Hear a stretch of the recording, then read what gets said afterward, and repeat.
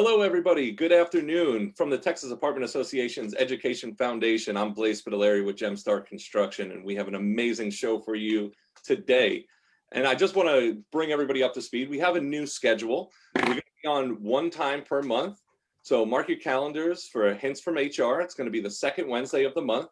And joining us today, we have our usual suspects, the Kaiser Sose and Verbal Kint to my Dean Keaton. Oh man, good one. Usual suspects. Man, you went way back. I had to change it up a little bit this time around because we have a special guest, and we kind of have a crossover episode from one of our previous Hints from HR, and we'll get to what this is all about. But our guest today is Jason Fine. Jason is the National Maintenance Service Director with Camden. He's about to add another title to his name. He's going to be the new TAAEF host of the Facebook Live series called How to Speak Maintenance. And we're going to get to that and what that's all going to look like. But we're going to kind of do a crossover. We're going to do a recap about the Hints from HR show that kind of sparked off this spin-off series. So Jason was on in February with Iris Sanchez, a recruiter from Camden, and they were talking about hiring and being hired for different maintenance positions. So Jason, there was an abundance of information that was discussed. We talked about what to expect for job seekers in a maintenance interview and positions and for operators and how to find and retain this talent. It was a great episode, and what really stood out the most is when Iris talked about her experience being on site. There was a language barrier with her maintenance staff, and she found herself shadowing them and helping them out so that she could relay information to her residents and her vendors alike. It helps her to learn how to speak maintenance, and it was critical to the success on her property. So Jason, you had similar feelings about the best managers that you had were the ones who learned how to understand and speak this maintenance. So maybe to spark things off, can you share a little bit about that Facebook Live series on what we touched on how to speak maintenance? Sure, Blaise. So it's really important that both sides of the house, the inside, the office staff and the maintenance staff, both understand the impact that they have on each other. And because if somebody doesn't complete a ticket on time, or if they're not communicating or using the right tools, the office staff might not know what's going on, and vice versa. If the office staff doesn't know the commitments and the requirements that are on our maintenance teams on a regular basis, then what can happen is there'll be unrealistic expectations. So what we were discussing was just the fact that to understand what the maintenance teams are going through and to understand the different components of the different mechanical systems that they're encountering day in and day out, it really helps the office team to better kind of manage expectations and schedules, and it helps build a strong relationship. So that's what really impressed me about that conversation. No, absolutely. And Nicole, maybe I want you to kind of maybe touch base on why the importance of speaking maintenance, why we should all learn how to speak maintenance from your maintenance team and on-site staff.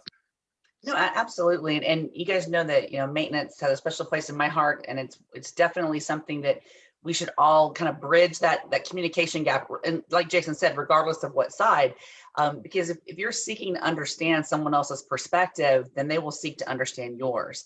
And so if you look back, whether, you're a job seeker that's looking to join, the maintenance and multifamily or the office side of the house, or you already are an operator, you have to understand the contributions of both sides. And the best teams that you have worked on, or hopefully you've worked on, are the ones that do truly have an approach of one name, one team, to where they understand each other's perspectives. They understand the contributions. They understand the challenges. It's not just sunshine and roses all the time. What does the team struggle with, and how can we help them?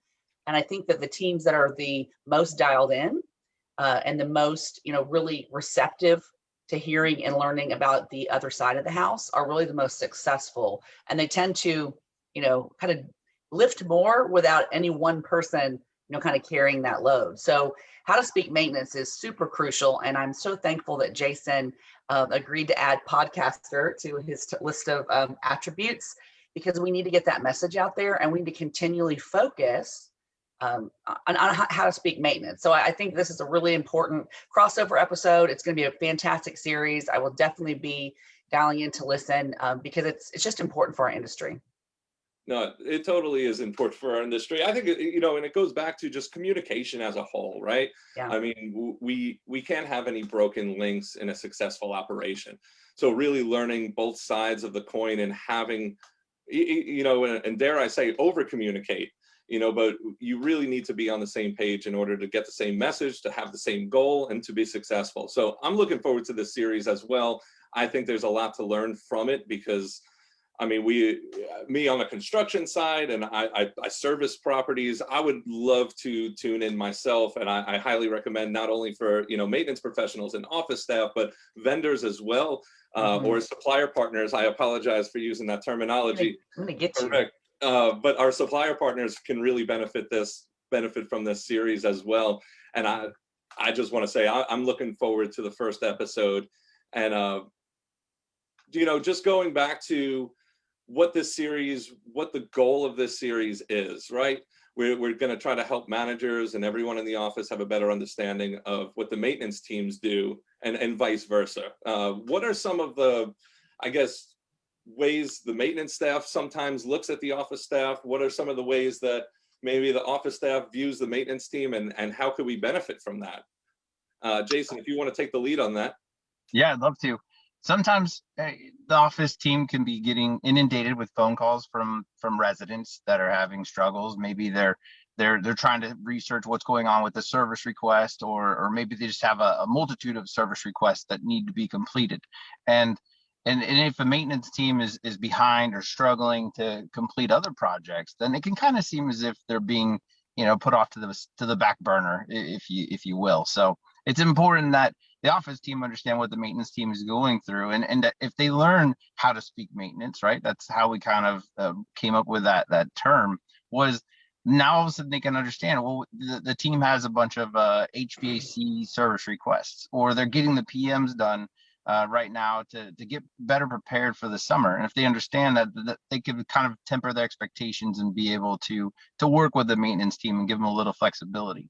And with the maintenance team, they have to understand that if they're not spending the time and documenting things and utilizing the tools that are available to them to better outline their duties and what they're working on, then the office team won't even know what the maintenance team is working on. So, and that's the things that we're going to discuss in these podcasts, is the impact and what each team can do to better help each other out, as well as we're going to bring in some different HVAC experts or plumbing experts, and we're gonna talk to them, and we're gonna pick their brains.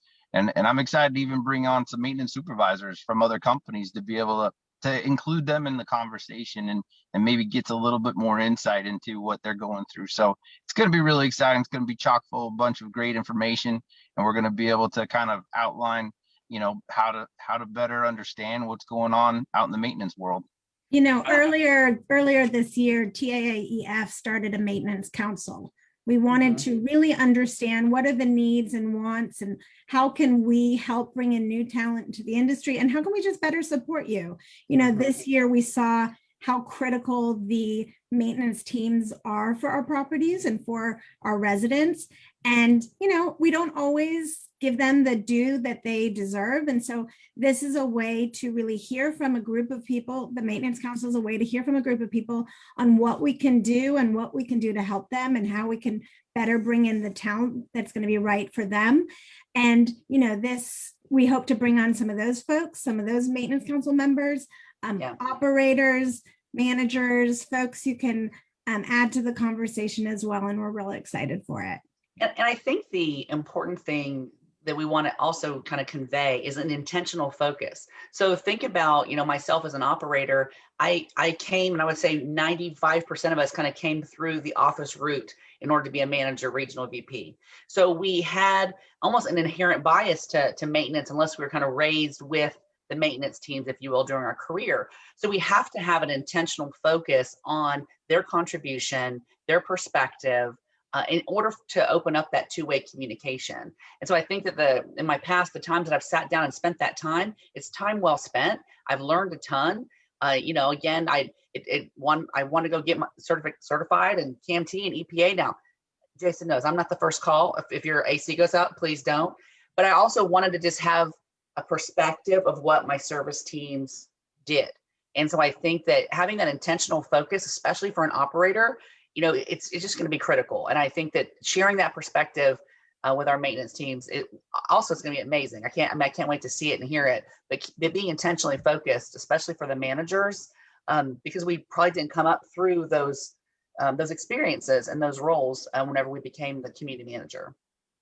No, you're absolutely right, Nicole. And just it's not only talent that we're going to speak of. We're not going to speak of our supplier partners as well. We're going to talk about the tools that we're going to be utilizing in order to strengthen our communication.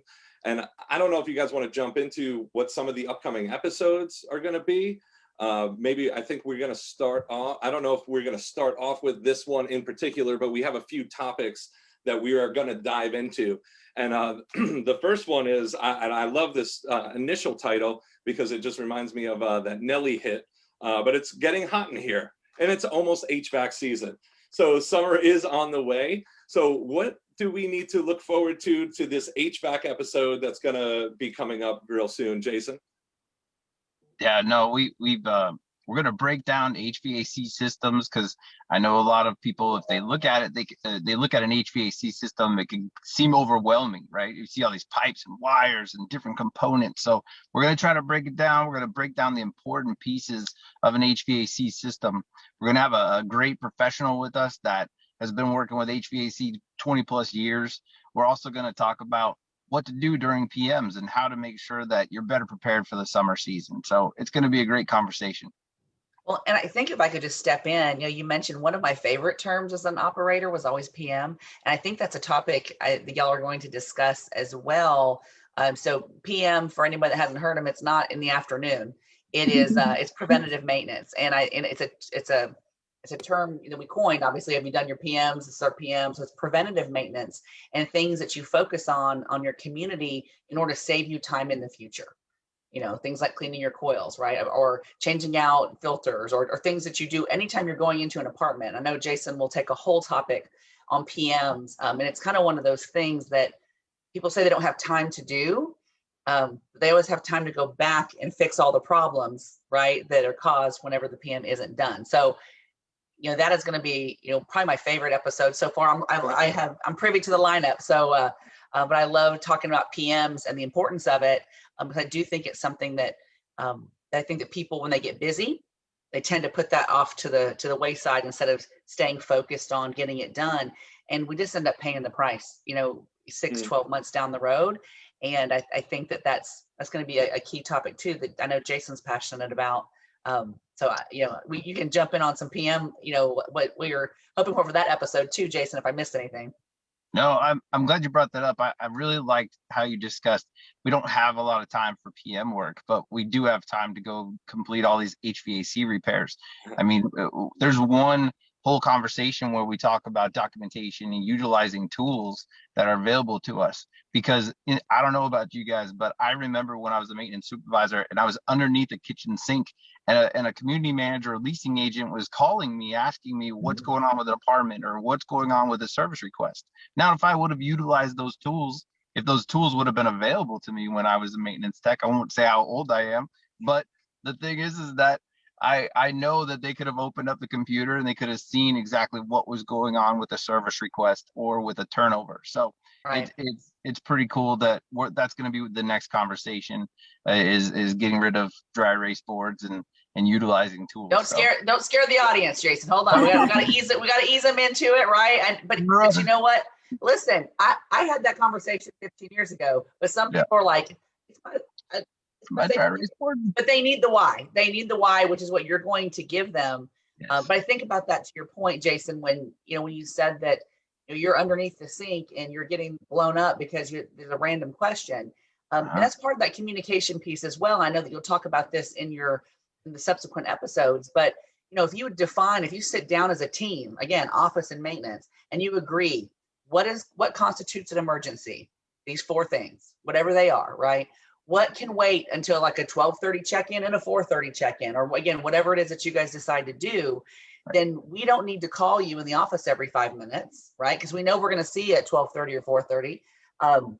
Or This is something Jason wants to know about right now. Like whenever, we get a call on the AC at 10:30, we don't tell you at 4:30, we tell you at 10:30, right? So it's just, what is it that constitutes an emergency to where you need to be called underneath that sink?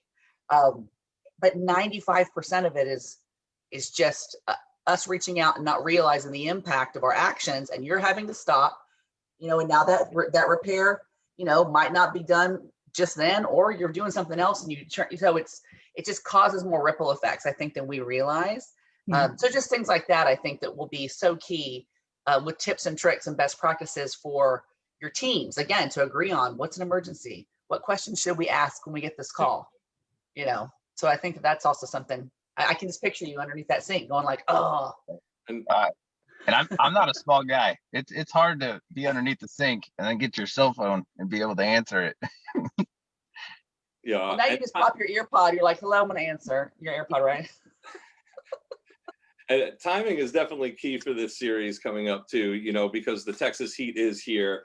And I look forward to, walking through the major components of an HVAC system and learning all about, our preventative maintenance and how our communities can save money by, just doing the little things and making sure that everything that you have is up to speed. That way you're not wasting more time going back, wasting more money going back, and then replacing things that could have been prevented.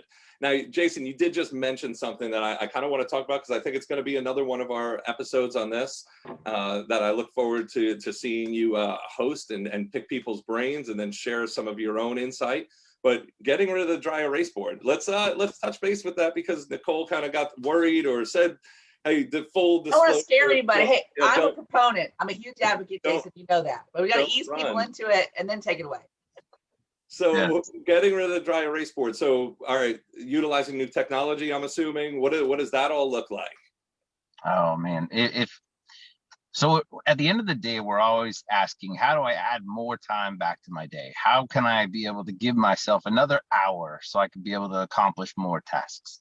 And if you take into account the amount of time it takes to look at a computer and then write all the information on a dry erase board and keep a dry erase board up to speed. And then on top of that, all of the team members have to go to that dry erase board to try to figure out what their next job is or what their next duty is. And that's the problem, is it could, at some of our communities, it could take 30 minutes to get from one side of the property to the other, with traffic or with whatever. So if you can utilize tools, and I'm not just talking about the big box, MRIs, Yardies of the world. I mean, there's tools out there that you can utilize now, like that are free, the Asanis and stuff, and Trulios. I think it's those different organizational apps. So, but if you're a small organizer, if you're a small operator, and you have maybe 2 or 3 properties, you can utilize these tools to be able to help communicate turn schedules and service requests or projects that you want to complete around the property. So then that way nobody has to drive 30 minutes across the property or 20 minutes across the property to go see what their next project is. Because if you think about it, if I have to go drive to a dry erase board in the maintenance shop 5 times and it takes 20 minutes to get there, you add it up. I mean, that can be a couple hours that you need to be able to be successful. Yeah. So that's the whole purpose of that conversation. And we're going to dive into it and discuss what different people are using. So I'm a big fan of technology and utilizing it to be more productive. And it's going to be a good conversation. I would love, Jason, for you to use the example just as a quick teaser that you used during our intake call, which I thought illustrated kind of form over substance beautifully. And that was where you went into that community and they had all the same dates. If you can share that story real quickly, just to give you guys an opportunity to kind of illustrate what Jason's talking about with a transition. Sure. I mean, it's a great team. They're doing an awesome job. And I just started asking questions about their turn schedule and how they're keeping track of it in our system. And what we found was that all the dates, all the completion dates for a turn were the same. And so diving into it a little bit more, I found out that the person moves out, a resident moves out of the apartment, and then they would write it down on a piece of paper, or they write it down on a dry erase board. And that's how they would manage the turn process. And then when they were done, that's when they would go in and start putting all the dates in, but they would just put all the same date. So they're just doing a function just to complete a function, but they're not utilizing the tool to be able to communicate with the leasing office about turn schedules. I mean, imagine if I was a leasing consultant, I open the computer and I see that they're planning on completing this apartment in 3 days from now, and I can talk to them and say, hey, is there a way that we can move the clean of one more day so I can get one more day of rent out, out of this apartment? So that's the thing. It's we can use these tools to better communicate between the leasing team and with the maintenance staff. So 100%, absolutely. And I love that story when we talked about it yesterday, because it illustrates one huge pain point I would say that the office team and the maintenance team struggle with, is that, we're trying to bring them in and move them in. And then you guys are completing the make ready, right? So that's a huge disconnect if we're unable to trust the information in the computer, or like you said, have to go somewhere to look for it and ensure that it's updated. So, those types of things, when the teams are dialed in, it just reduces friction, just in so many ways. So I'm glad that, as much as I said, don't scare them with dry erase board, y'all know I'm a huge proponent. It needs to go away. But I think that it's a good topic. Well, a couple other things I'd like to share about this series is that, we've talked about setting expectations throughout this series, throughout Hints of HR too, but that's such an important piece of communication is setting the right expectations so that your communication isn't, flawed, or you're not having to deal with, misunderstandings after the fact. So we really hope that will help with the relationship between the office and maintenance teams. And then the other piece is that, Jason, you mentioned, these tools and tips can work for big or small operators. And really, we want to encourage small operators, maybe even more so, to take some of these tools and see how they can be applied, because you don't necessarily have some of the same resources that a large Camden, might have. So we hope that these will serve all those folks, as well as, you can always think about updating a process or changing something for the better. So we hope that this really applies to everyone. Yeah, to speak on that too, Becca, there's other ways with technology, and Jason touched base on it. There's free programs, and there's group messaging, and there's even some programs that are just a fraction of a price. I have some that I communicate with my sales team through our project managers, and I know they're out there. So, and then every different committee that we work towards for TAA or local associations, there's ways that we can communicate with each other to keep everybody in the loop all the time. And I think it's the getting rid of the dry erase board. I'm a big fan of a dry erase board too. I have multiple of them around my offices. Don't let Jason come over there. Don't let him. But the thing is too, I mostly rely on my technology as well, and setting my alerts and my alarms, and going back through, the new technology processes. That's really how I stay a couple of steps ahead of myself, and then also be able to communicate with my team much better. So these kind of episodes coming up are going to be tremendously beneficial to everybody in the industry. And I can't stress enough to your operators, to your maintenance teams, and to your supplier partners. And just real quick, want to make sure that if you're watching right now and you understand that this is going to be a spin-off series from TAAEF, and it's called How to Speak Maintenance, with Jason Fine. The wonderful Jason Fine is going to be hosting it. So it's going to kick off May 26th at 12:15. I'm sure we're going to plug that again here shortly. But anything that anybody wants to add real quick to really get everybody's emotions going for this, because I'm pretty pumped. Well, I think one thing that, I would love for Jason to speak on just a little bit. He kind of mentioned it, but, yes, communication is going to be a big topic. Yes, understanding the different sides and perspectives. But having people come in that have a skilled trade, that really intrigues me a lot. And I think that is not something we've seen. I think, either on our podcast or kind of out there. So, you kind of teased it a little bit, but what are some of the trades that you think it's important, that we schedule out these next 6 months, or that you're thinking of bringing on, so that we can learn more about the specific trade, not just maintenance in general?